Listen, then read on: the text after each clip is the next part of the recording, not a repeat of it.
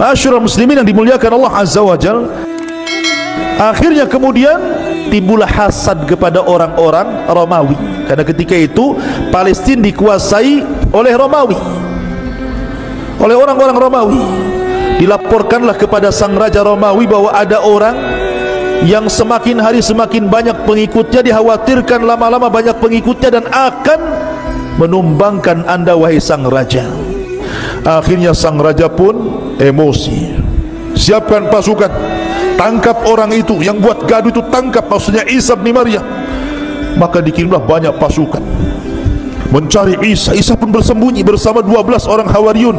Ada yang mengatakan bahwa yang membocorkan tempat persembunyian adalah salah satu dari Hawariyun itu sendiri. Luar biasa. Akhirnya kemudian ketika Isa sudah merasakan, Jibril sudah tahu bahwa tentara sudah tahu tempat persembunyiannya, mereka tidak mungkin bisa lari dari situ dan pasti akan dibunuh. Isa pun berpesan kepada Hawariyunnya. Apa pesan Isa bin Maryam? Kata Isa kepada Hawariyunnya, wahai Hawariyun, man arada minkum an yakuna aqrabu minni fil jannah yulqa alaihi syabahi wa yujadu makani wa yu'khadu makani fayuqtal fayakunu rafiki fil jannah. Kata Isa, siapa di antara kalian yang ingin kedudukannya dekat denganku di sorga, maka Allah akan samakan wajahnya dengan wajahku, maka dia akan menduduki tempatku, maka dia akan menjadi temanku di sorga.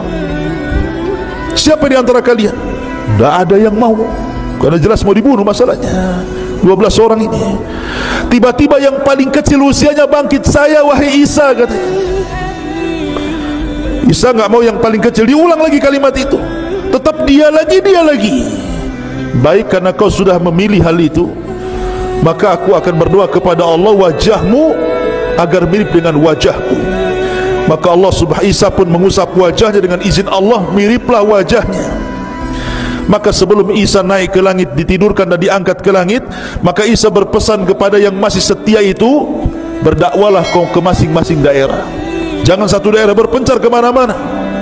Dakwahkan ajaranku kepada mereka, tauhidkan manusia, sembahlah Allah, jangan menyekutukan Allah macam-macam.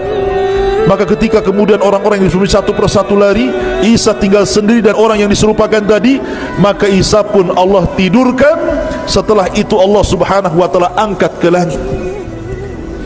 Lah ketika Isa diangkat ke langit, maka pasukan datang menangkap orang yang diserupai itu, kemudian diarak, kemudian disalib, kemudian dibunuh. Kemudian orang-orang Yahudi mengatakan, qatalna Isa bin Maryam, kami sudah membunuh Isa bin Maryam. Maka Allah bantah, wa ma qataluhu wa ma sallabuhu walakin syubbiha lahu bal rafa'ahu Allahu ila sama. Kata Allah, Isa tidak dibunuh, Isa tidak disalib, bahkan Isa diserupakan, bahkan Isa diangkat ke langit. Dan nanti akan turun di akhir zaman untuk membunuh Dajjal, mematahkan salib, membunuh babi, berhukum dengan hukum keadilan, dan akan membalikan keberkahan di alam semesta sampai akhirnya Allah wafatkan Isa bin Maryam di akhir zaman. Ketika Isa diangkat ke langit, ibunya bersedih. Ibunya tahu ini anaknya Maryam, ini bersedih. Bagaimana mungkin anakku disiksa dan disalib? Karena dia tidak tahu kalau Isa itu diangkat. Dia sangka bahwa itu adalah ibn Maryam. Maryam pun menangis sepanjang malam.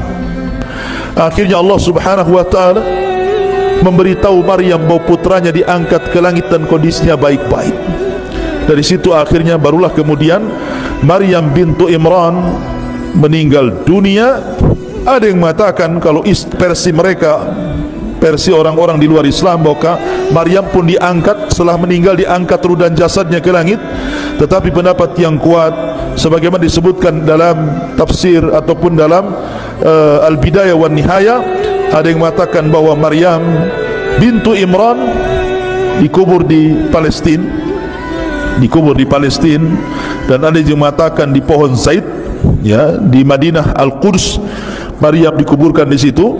Tapi Isa bin Maryam tidak diwafatkan, tapi diangkat ke langit. Dan ini akidah Al-Quran.